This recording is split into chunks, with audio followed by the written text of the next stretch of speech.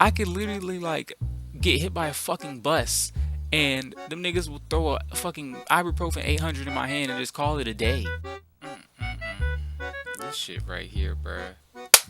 Salutations, it's your main man, Hey Auntie, and I'm back in this bitch once again.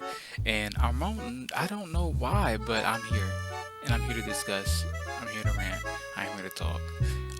Okay. So this is based off of the documentary that I'm watching, like literally right now. I don't even know if I finished it yet. I was just so hot. It's called The Crime of the Century, and it's about the opiate crisis in America.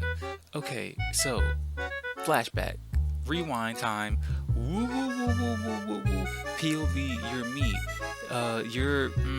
It's 2015, I think, 2016, and you're in 11th or 10th grade.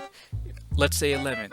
And you're watching the Young Turks all the time because what? You have to make the change that you want to see in the world. So, educate yourself. Woo doo woo. I got hip to the opiate crisis and a bunch of other shit that was going on in America, right? And that shit really just took me and ran with me because I was already watching hella Vice documentaries because you know I'm an Aquarius. I'm pretty sure you've seen the fucking memes about Aquarius niggas and Vice documentaries, but that's me to a T, and here I am. So boom, I'm watching this shit after my ah ah I already know about the opiate crisis already coming into this, and this just makes me hot just thinking about this. Okay, so for those who don't know, in the past, like, there's been studies that I'm probably gonna put some pictures of, whoop, pictures, screenshots, statements of how black people were always said to not feel pain or not know anything about pain because we're black, we're superhumans, we're omni niggas and woo woo. So basically, to this day, if you are a black person, and I know this from personal experience, and I've heard stories, niggas will get in car accidents. I've been in car accidents, and they'll be like, "Oh, you got in a car accident? Your back hurts? The bottom of your spine hurts?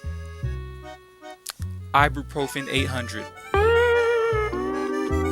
But I know for a fact that I know, like, white people, bruh, no offense, but woo to woo, bruh, like, yo, like, I know y'all getting the easy 30. Y'all getting the 30, like, no questions asked. They will not do that to niggas. No way. No way. And this is all just based off of just racism and just those, like, research studies from way back in what yesteryears where people still believe in stuff like that. And some doctors still abide by those rules, and it shows. It really do shows. And I don't know, like, I'm really just here to talk about how, like, no one gave a fuck about how the opiate crack. No one gave a fuck about how crack was fucking up the black community. No one gave a shit about that when that was going on. But now that fucking heroin and fentanyl done spooky done crept into the white hood suburbs and fucked everybody it fucked everybody's life up. And now that everybody's cousin is now an addict, it's now serious and now it's a problem. Bruh, no one literally gave a fuck about crack. Niggas was out there making jokes on fucking comedy specials talking about black people crack. Haha, joke. Bruh, no, like, this is not okay. And I've always noticed, like, from personal experience, like, whenever I go to the hospital and it's not a doctor that's black, they usually don't give a fuck about me. Like, they'll just throw medicine in my IV, not asking me if I ate or some shit, and now I gotta fucking throw up. Why? And it's like, why does everybody, like, I don't know, I don't think they're asking for me to feel sympathy for them, or I feel sympathy honestly for all the people who deal with fucking addictions and things of that nature.